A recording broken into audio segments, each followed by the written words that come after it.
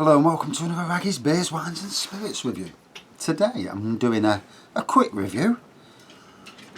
Well, quick as I normally am. I mean, if I start yakking, I start yakking. Bud Light.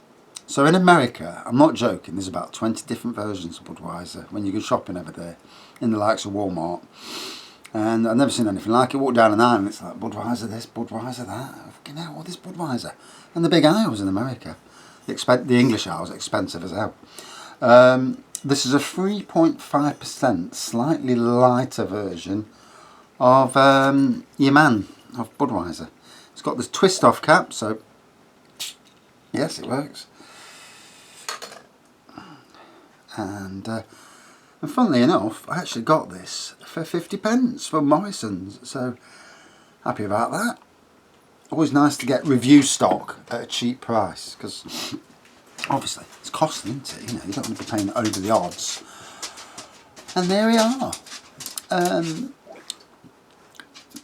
Straw colour, basically. Lots of carbonation and lacing there, as you'd expect. It's very gassy. Bit of a white head on it. On the nose, typical light malt aroma on the nose.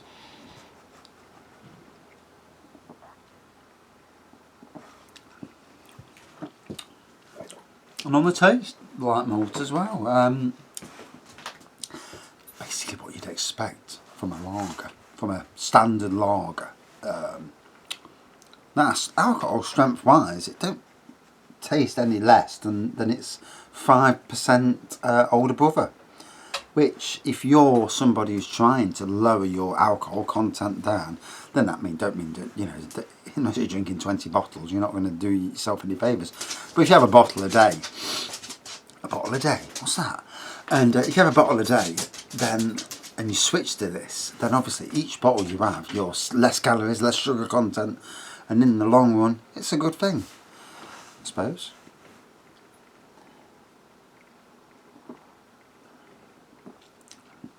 It's when you mix it with spirits, that's the shit. I had some spirits last night and I fell asleep watching Outbreak. Why we watched Outbreak? Fell asleep watching Outbreak and then yeah, fell asleep watching that and then bloody put another film on upstairs and I fell asleep watching that and fell asleep and that was it. That was my night done. So not the best of nights. I've got work tomorrow at 6 in the morning, which means I've got to be up for 5. Quick coffee, zoom to work, see what the day entails, because at the moment, not sure. Don't know if we're going to be there for an hour, 2 hours, 3 hours, or what. It's all a bit the unknown at the moment. It's like Star Trek, the unknown, whatever it was, universe or whatever it was.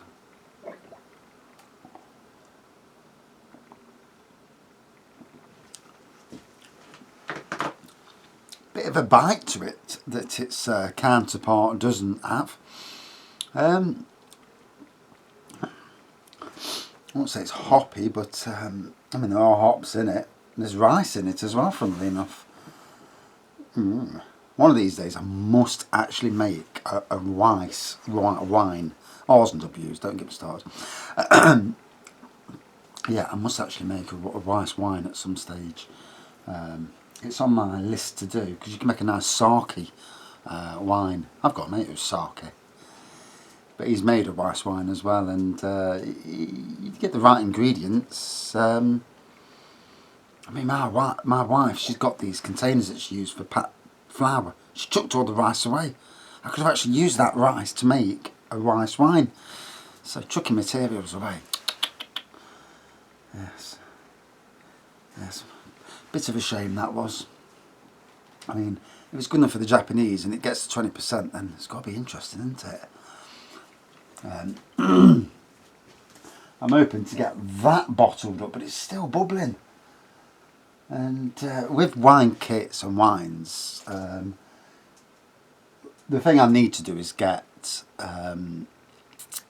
myself an hydrometer and check the alcohol content and see if I get the same readings 2 days on a row. If I get the same readings, then it's what it is. It's just the fact that it's carbon dioxide and all that, because I'm not using stabiliser and finings. And so I think that might be on my list today to do, i.e. wash out my last barrel and get things in motion. And then get my white wine kit on the go. Can't wait for that. And once I've done them kits, then I'm doing a rhubarb and ginger wine. Definitely. It's definitely on the cards. Always fancied making it. I need to have a look on the internet, see if someone's actually made a rhubarb and ginger wine. And I know you make a rhubarb and ginger gin, so whether it's the same with wines I'm not so sure, but we will try nonetheless. And if it tastes nasty, well, I'm used to that. I've drank prune juice wine, it can't get any worse than that. It really can't. Anyway, back to this fella.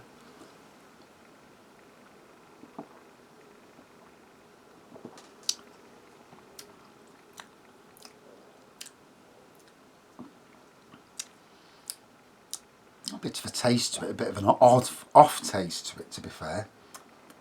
And yet it's a clean glass.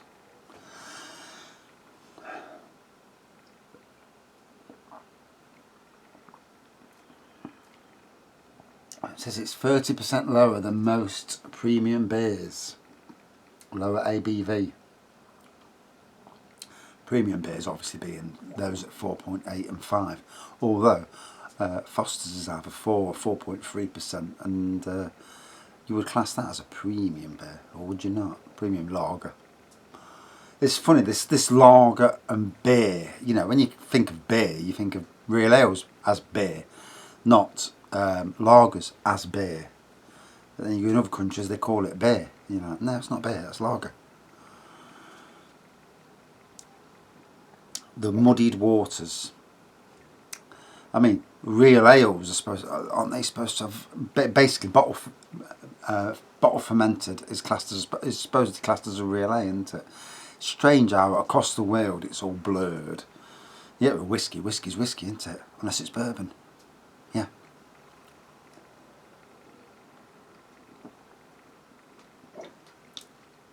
So you can tell it's lighter when you've drank it a bit. The alcohol taste isn't bad really. It just tastes a little bit less than what the normal Budweiser does. But saying that, you're getting obviously that it's quite a bit less in the alcohol in it, so it's going to have to be a bit weaker, a bit more watery, I presume, than the standard Budweiser. I do feel it's a bit gassier than the Budweiser.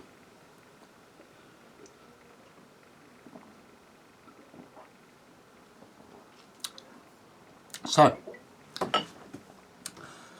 golden pour, golden straw coloured pour, whitehead, lots of carbonation and lacing in there, very gassy. On the nose, light malts, you can say grassy and all that, but very much a typical lager smell emanating from it. A little bit of an off taste that I got halfway through, but that soon went. You can taste it's a thinner product than its older Budweiser brother, but it's going to be, isn't it? Because obviously the sugar content's less. At 5 then, it was okay. I found it to be gassy, a bit on the gassy side. Not quite as enjoyable as a normal lager. I have come across lagers with lower alcohol content. I mean, Beck's Blue is unbelievable, and that's got no alcohol. Taste-wise, it was okay, but like I say, a thinner mouthfeel. Out of 5 then, I'm going to give it exactly what the alcohol content is. 3.5 out of 5. Yeah, it was okay.